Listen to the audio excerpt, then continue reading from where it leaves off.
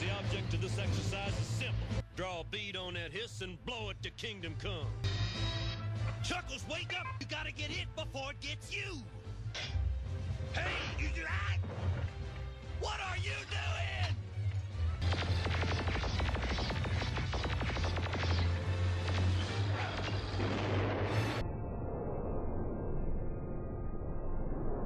Yo, what's up guys? I just wanted to shoot a quick internal video going over our packing list for a MSW West game.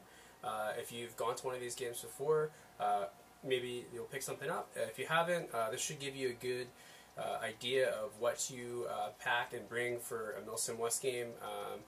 Make sure you guys review the tax op that Josh puts out with the bare minimum kit requirements, so you have everything you need to be led onto the game.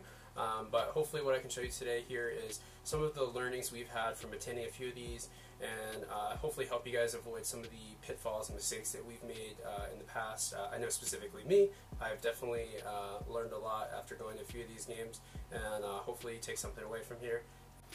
Cool, so first thing to take into consideration when planning for this game is your pack. Here I have the Arc'teryx.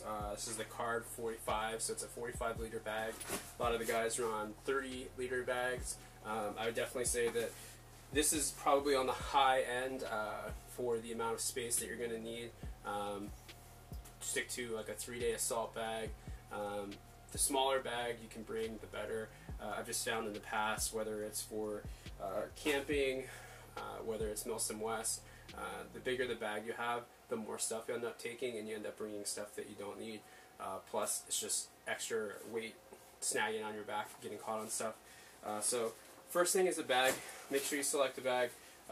If you don't have a great bag right now, don't worry about going out and spending money on it. Just find something that'll work for you. But this is about the size you'll need for the bag.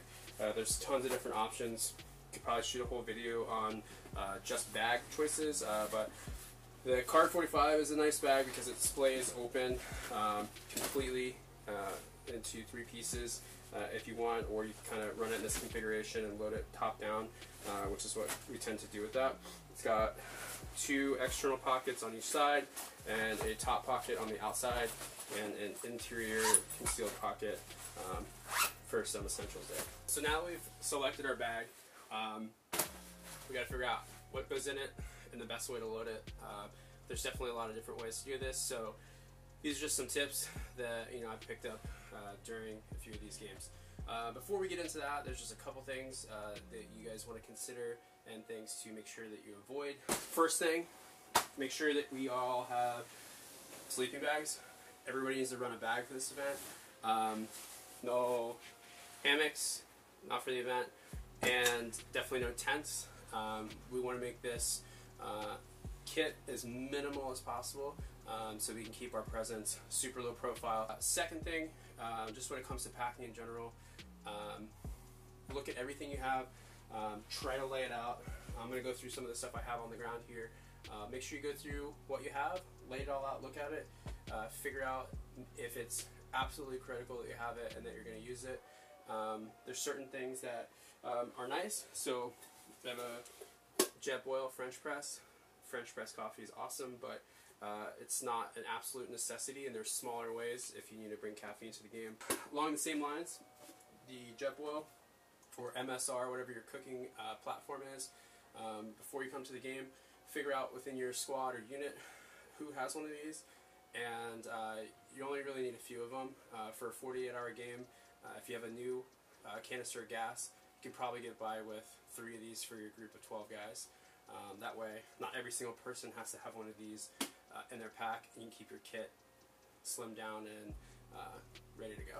The other thing that I just like to do, batteries. Replace all your batteries before the game. It's always good to have extra batteries for everything, but if you replace them right before you walk onto the field, and then maybe have 1 extra battery for each device you have, or a couple extra, lanyard to your gun, you should be good to go. Don't carry a ton of extra stuff in your bag that you're not probably going to need. For the next part of the video, we're going to focus on loading the pack, and we're also just going to, for the sake of the video, assume that you have your full combat kit, your loadout is on, so JPC, gun, sling, helmet, nods, all that stuff is on your person. Now we're just going to focus on the pack. There's a bunch of different ways to load your sleeping bag or sleep system. Some people like to get the Sea to Summit compression bags, and you get them at REI or different any outdoor camping store, and smash your bag down into a nice neat little ball and put it into your bag. Something that I learned just from following a bunch of guys that do a lot of long-term camping and hunting trips is to just take your bag loose instead of using a compression kit, and load it into your bag first. This is a down bag. It's rated to -28. It's going to pack super small though. By packing it in the bottom of your bag and pressing all the air out of it. The benefit to doing it this way versus a compression sack, if you do the compression sack, it tends to form a tight little ball, and there's pockets of space around your bag. This way you can kind of press all of your gear on top of it, and it fills all the different voids in the bag and gives you a little bit more space when you get to the top of your bag. So I like to get that loaded in first. It's also, in the scheme of things, kind of the least important thing in order of importance once you're out there and the game gets started. So I like to do that. It's kind of the last thing you're going to need, so I put it the furthest down in the pack. While we're talking about sleeping bags, it's important to find a really nice quality sleeping bag. If you don't have one now, based on the next game we're going to in West Virginia, most bags that you're going to have right now are going to be fine for that, just based on the weather forecasts and the temperatures we're looking at. So you'll be good to get through with everything. This is a 3-season bag. It's a bunch of different features. You can spend all day talking about sleeping bags just like any other type of gear, but make sure you have a sleeping bag. The more money you spend, typically, the better the warmth rating you're going to get, the lighter it's going to be, and the smaller it's going to pack down into your kit. So make sure you have a sleeping bag. Like I said, the better the bag you have, the smaller it can get and pack into your gear. Most important thing probably out of everything, sleeping system wise, is your bivy. This is the USGI Gore-Tex bivy. We just looked these up the other day. They're available right now. You can get them on eBay for 44 bucks. Definitely invest in one of these. One, it's going to keep you concealed, but most importantly, Gore-Tex is going to keep you dry at night. It also adds a whole nother layer of warmth rating, so as you start to get into colder ops that we might hit together, this definitely helps out in keeping you warm. Definitely have slept in this thing and woken up covered in snow. It's nice to have. At night, you can be outside of your sleeping bag and just flip this part over top of your face, so this thin stuff is kind of like jacket material. This is Gore-Tex, and it's enough to keep the bugs out of your face and keep you completely covered. This, what I like to do with, is fold this up. Different ways to do it. You can fold this long ways. This is something where it doesn't have to be perfect. You're going to be doing this in-game quickly, and depending on how you load your kit, and depending on the size of your bag, if you have a 3-day assault bag that's on the smaller side, this can be strapped to the side of the bag. It can be, the bottom is probably where I prefer it, weight distribution wise. If you have a way to attach it to the bottom, some bungee or some hook and loop to attach it around the bottom. This can go external. It's something that's, it's not going to get scratched up or ruined or anything on the outside of your bag. So something you're going to have to get used to packing, unpacking quickly to get set up. If you're 3 in the morning trying to go rack out, it's good to be able to just get that out quickly in the dark and get it done. Alright, so next, food for the event. What I like to do, and this is something that I learned through time, is be very selective with the meals you're going to pick out. We have, obviously there's Mountain House, O-Meals, Backpackers. There's a bunch of different camp meals. You can get these at REI. I'm sure you can get them on Amazon, different places like that. You want to make sure you bring just the right amount of food for the event. You really only need You know, if we're doing this event coming up, meal Friday night, potentially, you might be able to even skip on that one if you eat right before we go into the game. You need something early in the morning Saturday, one meal Saturday night, and a breakfast Sunday. That's really all you're going to need, and then just a few snacks, so beef jerky, peanuts, whatever you want, but just make sure you bring just a few of these, just the bare minimum you need to get by. I would definitely recommend trying them beforehand. You don't want to find out in the field what you hate and what you really like.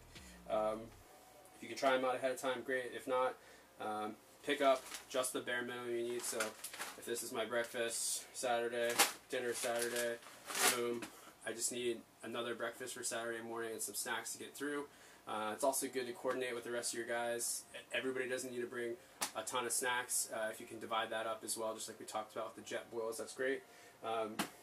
Way to cook your food, jet boil or MSR is the way to go. There's water at these events. I always like to just bring in, starting the game with just one Nalogen bottle of water or a Camel Pack, but there'll be water there that you can use to cook. Depending on your bag, the way it's set up, in this bag, this internal pocket right here might be a good spot for that, so you can get in and out of your bag quickly to set up your sleep system if you're in a hurry or you only have a couple hours of sleep. This way they're out of the way, they're hidden. I like to keep this top pocket, which is able to be accessed quickly, mission essential stuff, and we'll talk about what some of that is, or some comfort stuff. Food keep separate. One tip on the camp meals, I don't have one available right now with me, but they make a compact version of this that's been vacuum sealed. It's a lot smaller. It's like the size of a baseball versus this. Right before you pack up for this game, you can actually open these. There's still a Ziploc top to these. You can take all the air out of them, roll them up tight, and then throw a little piece of tape around it, and it'll fit a lot smaller space than if it has a bunch of air in it. These are meant, most of these are meant to be dehydrated at 5,000 feet elevation, so they should cook pretty quickly where we're going to be at. I think it's only 2,000 feet. If you're in a hurry too, you can also add water to these while you're running around during the day or while you're on a patrol back at the base, and they'll cook without hot water as well. They just take a little bit longer, so you can have them cook throughout the day. If you don't have an MSR or a jet boil, you can still eat them. It's exactly the same. It's just like eating leftovers. Next thing, I have all these different pouches. These are LVT. There's a bunch of different versions of these. The one I like to run, I like to run two of them. I have this Velocity Systems one. This has all my essentials for, you know, toothbrush, deodorant, whatever, contacts, solution, anything like that you need. I like to keep it into one small bag. That way I know I'm not going to overpack. I have this, one of the essentials that goes in there. And then I like to keep myself to just one small bag that I keep everything else in. So need to repack this from a previous trip, but I have a lighter in there, a couple of these gel packs for snacks, some gum, some water enhancer, and a couple chargers. I'll also throw a portable battery in this bag. This is the one bag I allow myself to fill up with whatever I need to make it through the op. So I have these two. These, again, these are non-essential, so I'll kind of tuck these away somewhere hidden. And this card bag, this top pocket, actually drops down deep into the back of it. So I like to stick these in here, kind of out of the way. You still have this whole top space available to pack in here, but these are kind of out of the way hidden. Energy packs, those are good. They pack really light. Throw a couple of those in your shirt pocket, you're good to go for the whole op. It's a nice little snack to have. They're cheap, you can grab those. Caffeine, like I said earlier, the French press, not necessarily practical for that. So 5-hour energies, Those little tablets I had out earlier, caffeine tablets, are good. You can just throw those in medic waters that you're given, and it helps you save on space. Spoons, gotta have a spoon to eat. I like to keep a small roll of tape on me, keep the weight down, but this will come in handy for certain things. Headlamp, this kind of stuff that I'm going to say you're probably going to access late at night when it's dark. I like to just keep in this top pocket. Spoons I would definitely make silent for movement when I'm packing for the game. It's just showing you where the spot's at. Like to carry a little repair kit in this pack pouch. Where's my pack pouch? So I'll throw a couple extra cylinders in there in case one goes down. This is from a training, so don't really need this many extra. I'll probably take one extra cylinder and the cylinder kit with some extra grease and a hop-up tool. Throw that in there. Depending on how much space I have in my other extra bag, a lot of this stuff might actually just get tossed in there and you're good to go. After that, just a couple other things. I like to have a boonie, so I got an M81 boonie. I'm going to throw this kind of in the top, I guess. At night, this is great to throw on.